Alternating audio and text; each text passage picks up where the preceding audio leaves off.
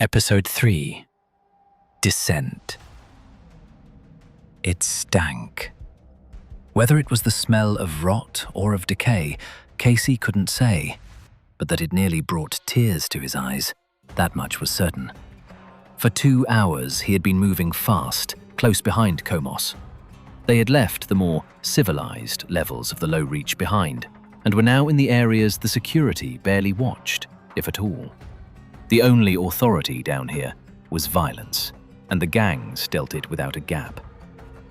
They had left the official streets behind more than 30 minutes ago, and had been winding their way ever since between old hubs, heaps of scrap, and mountains of refuse. The sparse light kept them hidden from unwanted eyes, and the, Casey decided, paths, described their route best, gave decent cover from anyone following. They were making surprisingly good time, with no trouble to speak of.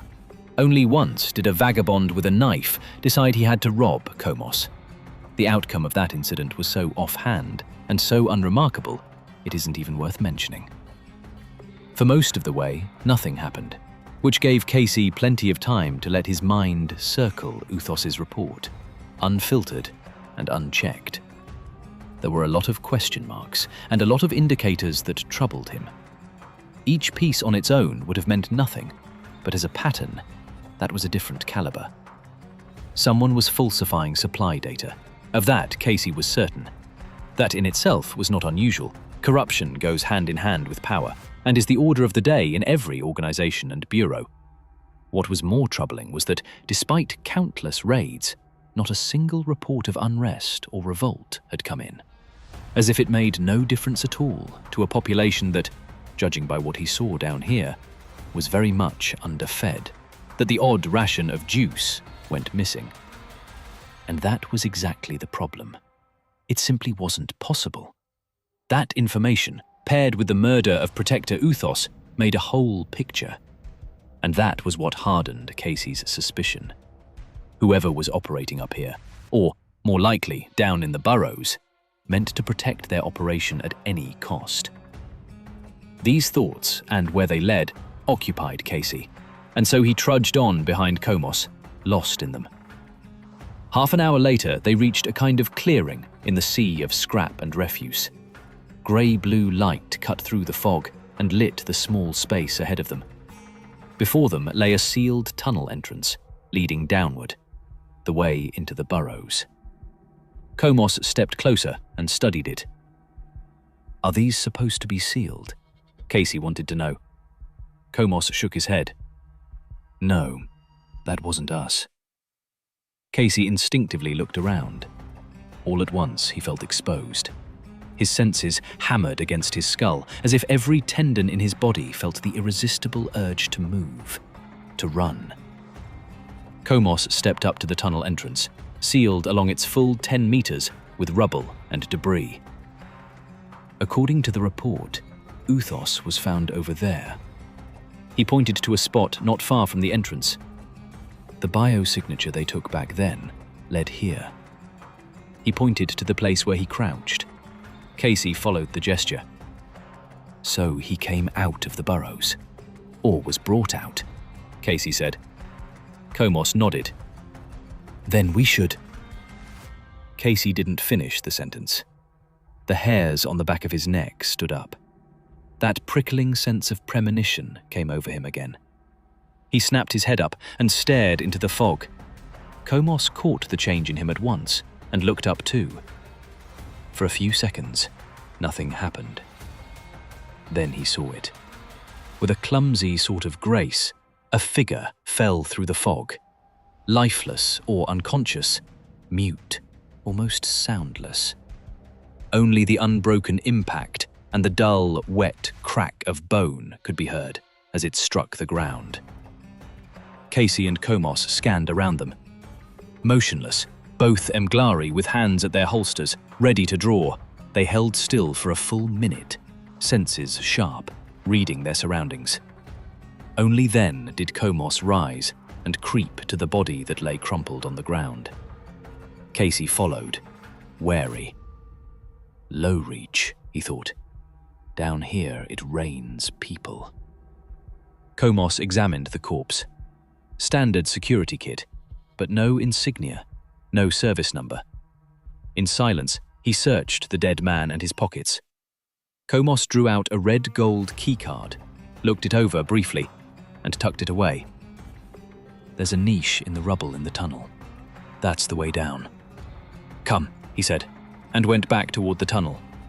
Casey followed him. Komos disappeared into the narrow, cave-like niche. Casey glanced once more up into the green-grey fog and wondered for a moment what the story of that poor soul had been, the one that fell out of the clouds. Then he set off and followed Komos. Together, they descended into the dark.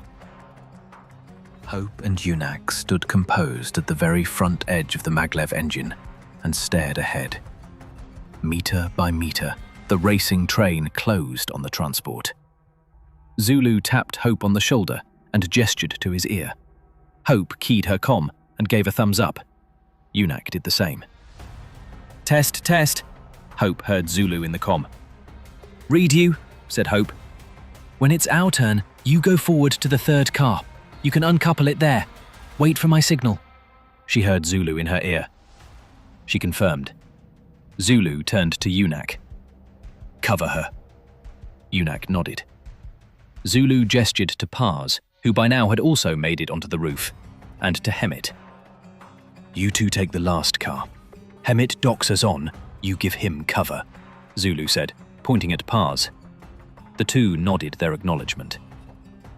A few more minutes passed before the engine had fully caught the transport. Hope focused. Before they could dock, she turned to her brother. The fear was written all over his face. She winked at him. Pars rolled his eyes and shook his head in frustration. Worth it, Hope thought, and turned back to the front. Seeing her brother terrified, when he otherwise always played the strong, reckless one just to milk their mother's smothering favour, that was pure satisfaction. A light jolt as their engine reached the transport tore her out of her thoughts. She focused. Zulu gave the sign. Go! She broke into a crouched run with Unak. They hurried forward as fast as they could. In the comm, she heard what was happening behind her. Hemit, dock us on. Pars, keep an eye on the transport's service hatch. She reached the second car. She climbed down the ladder and grabbed the handhold on the next car when she spotted the porthole of the second car.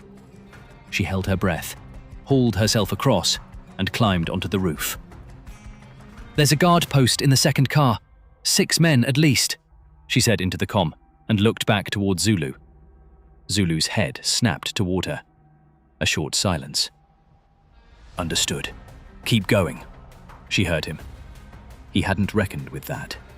She could feel it. She pushed down the queasy feeling in her stomach and hurried on.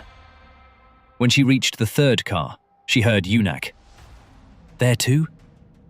She climbed back down between the cars and looked through the porthole. 2 guards. Yes, 2 men, she said, and climbed on. A sudden jolt nearly threw her off balance.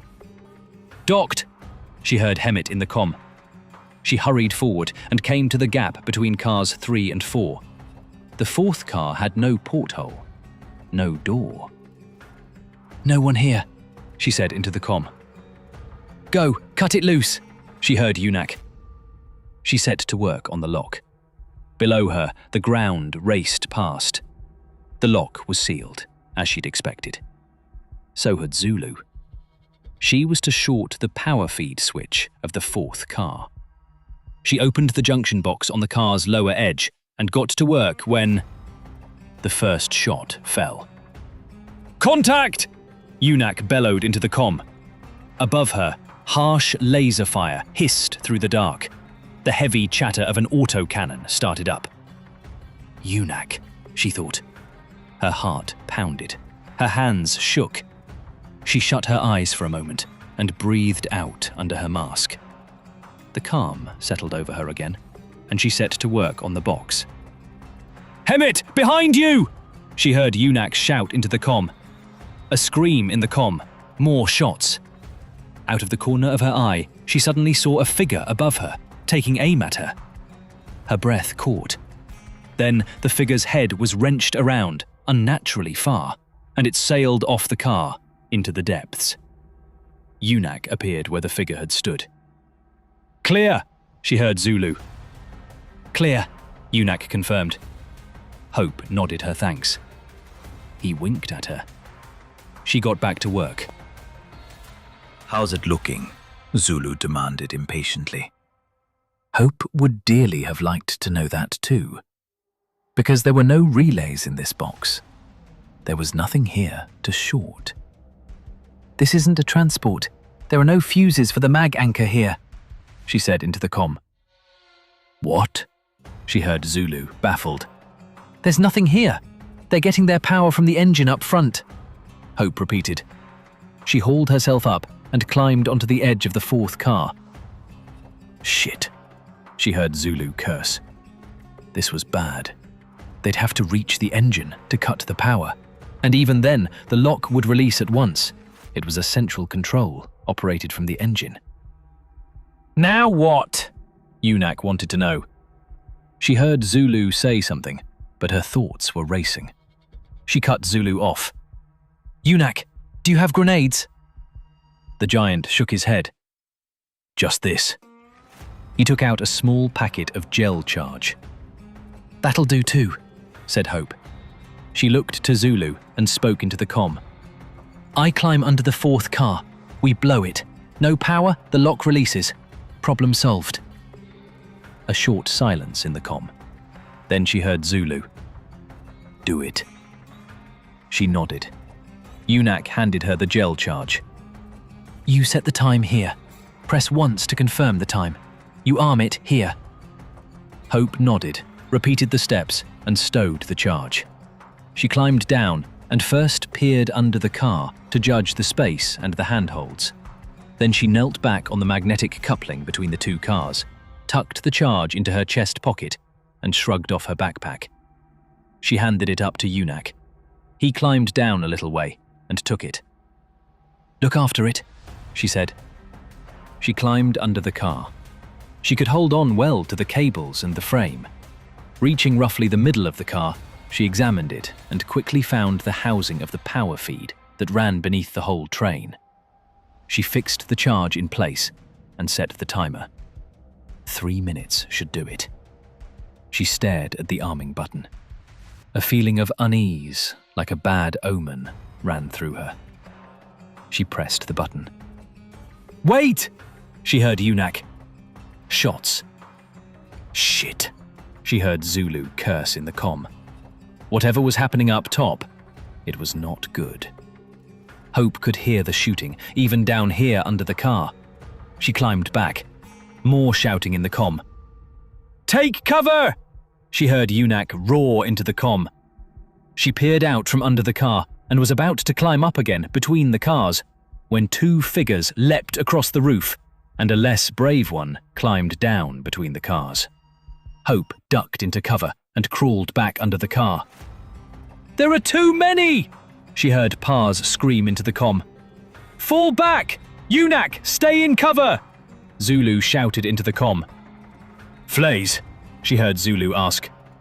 A figure dropped between the cars, hung for a moment with its body across the coupling, and Hope saw a gaping hole in the figure's head before it slid off the coupling and was gone. Flays, Zulu's sniper, was at work somewhere toward the back. Hope checked her chrono. 1 minute left. She climbed back toward the charge. "There are too many," she heard Yunak.